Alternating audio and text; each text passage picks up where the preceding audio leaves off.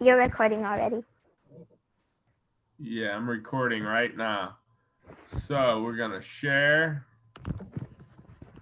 Okay, people, this is so you will know how to get to Welnet and how to do your state assessments through the functional fitness challenges here on Welnet. I'm going to go back. I'm going to show everybody how to do it. If you go to the Cleveland Metropolitan websites and you go to, let me move this out of the way. You go to students. Let's see, students, and you go down to Clever. Hopefully, even the younger kids know how to go to Clever. So you click on that Clever, and I've already done it. But what it doesn't do when I first go in it, and I haven't been already logged in, it goes to, it says log in with Active Directory or log in with Clever. And you want to click on the login with Active Directory option. And then you'll come here into Clever. Now also remember, I do my asynchronous assignments in Schoology. So everybody should be able to go through the Clever and get into Schoology. But you scroll all the way to the bottom, and there's Welnet. I already have Welnet open. So just pretend we clicked on it. It would bring you here to the, this is what it should look like for you. And you click on My Scores in Fitness. We may use other things, but for right now, our goal is to have our functional fitness challenges done by the end of this grading period, I think, which is January 20th. So it shouldn't be too hard to do. Welnet made these functional fitness challenges, and our state, which it's a law that I do these state assessments. So the state approved it.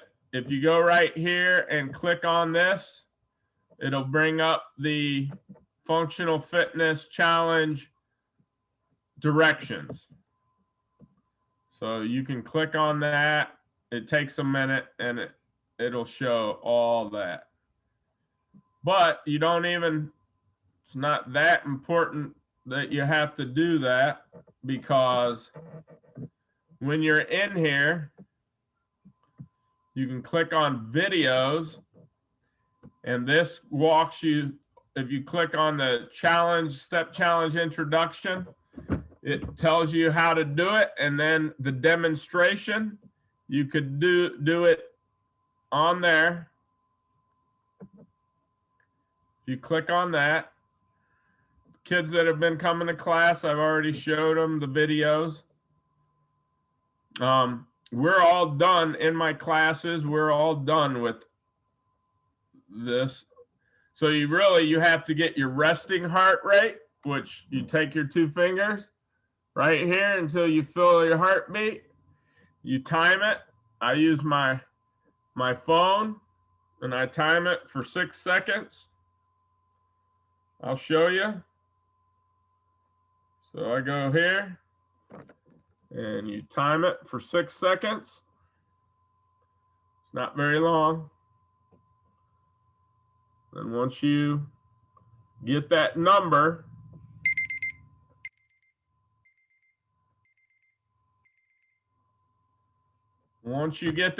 it should be like 6 to 10 max, probably more like 6, 7, or 8. 50 is a little bit low. And I looked that up on the computer to see what kids your age's heart rate should be. And then I would just click on these pre's just right at the top. All we have to do is submit one. Now, I will do it if you did it with me. So it's much easier if you come to my live synchronous PE class and I'm do it for you. If you don't, you got to do this stuff on your own, which I believe you can do. This is an example. So it says Barbara Brooks, who is a PE teacher in Cleveland. But if you go to mine, it'll say Michael Klein. And then you can actually put these in here. Now, I will not accept them if you didn't do it with me live, if you don't submit a video on Schoology of you doing it. So it's much easier to do it with me, but a lot of you haven't been coming, so you have to submit it in a video asynchronously in an assignment in Schoology. So you really only have to have your heart rate resting, should be fairly slow. People's, they go up a little bit faster when they do the step up exercise heart rate challenge. And then in 1 minute from the time you do the exercise, you got to set a timer.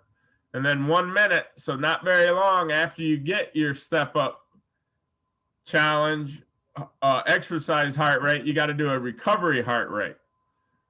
And then once you put those two numbers in, the computer will already automatically figure out your recovery rate. And all that is you subtract the recovery from the exercise heart rate. So it might be like 10 or something. But so you really only have to do 3 things. And this is probably the hardest of all these 12 things you have to do right there. But everything has to be on video because this is serious stuff I have to submit to the state. And so I have to see it. So if you don't do a good video, and then if I can't see the video, like for this plank challenge, or if I can't see you doing your step-ups in the step-up challenge, it's no good. I can't turn those numbers in because I can't really see that you did it right. So the plank challenge, there's video, shows you how to get in the plank position on your elbows and your toes. And